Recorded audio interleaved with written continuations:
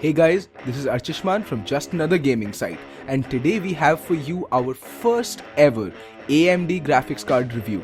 It is the Sapphire Nitro series R7 370. Before we jump into the gameplay and the benchmarks, let's take a look at what this card offers from a physical perspective. So this card is clocked out of the box at 985 MHz. Apart from the core clock speed, the card also boasts an impressive 256-bit memory interface. However, the max TDP of this card is 150 watt, so it is slightly more power hungry than the Nvidia 960, its closest competitor, which comes in at 120 watts. AMD cards have a history of doubling as room heaters and/or frying pans. However, the Sapphire R7 370 ran at acceptable temperatures, peaking out at 68 degrees Celsius.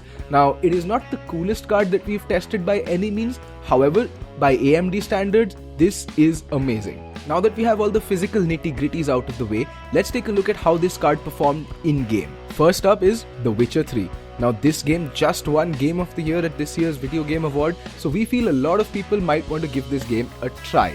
So how does the Sapphire R7 370 Nitro Edition hold up in this game? Well, have a look for yourself.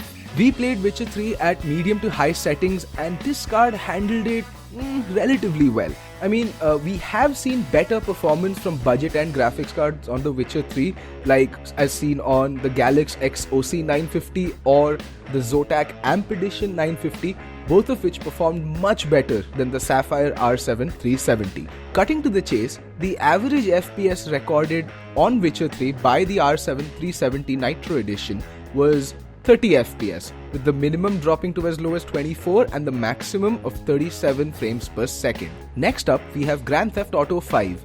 Now it is here where the Sapphire R7 370 Nitro Edition really came into its own. We played Grand Theft Auto 5 on this card at fairly high settings, with only the textures turned down to high and everything else cranked up to its maximum.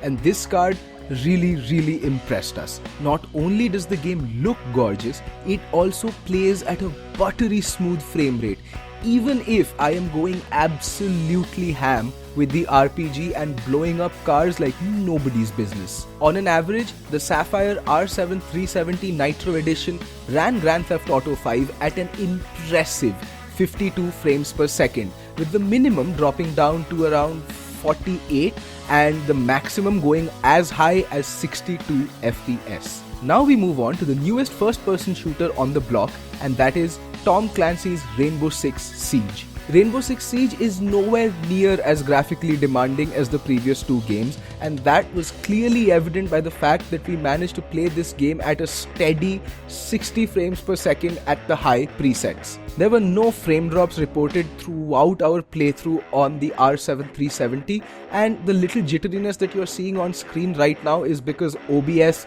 fucked up.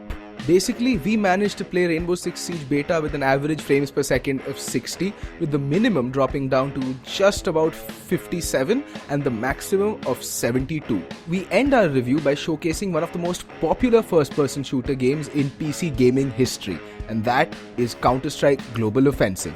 The question being answered here is not whether this card can run the game, which it can without breaking a single solitary sweat, but whether you get those coveted 200 to 240 plus FPS while playing it. And the answer is an emphatic yes. The average FPS recorded on Counter-Strike Global Offensive was an impressive 212, with a minimum of 181 and a maximum of as high as 253. Now the Sapphire R7 370 comes in at around 18,500 INR MSRP. Now that puts it in the region of the 960, and that is where the problem arises. Now this card was outperformed in the more graphically intensive games such as Witcher 3 and Grand Theft Auto 5 by the previous 950s that we have tested, and they are considerably cheaper. However, on the flip side, thanks to its 4 GB of GDDR5 memory, this card is far superior to the 950s as well as the 960s when it comes to rendering or editing videos. So if you're looking to build a budget editing rig and also want to do a little bit of gaming on the side,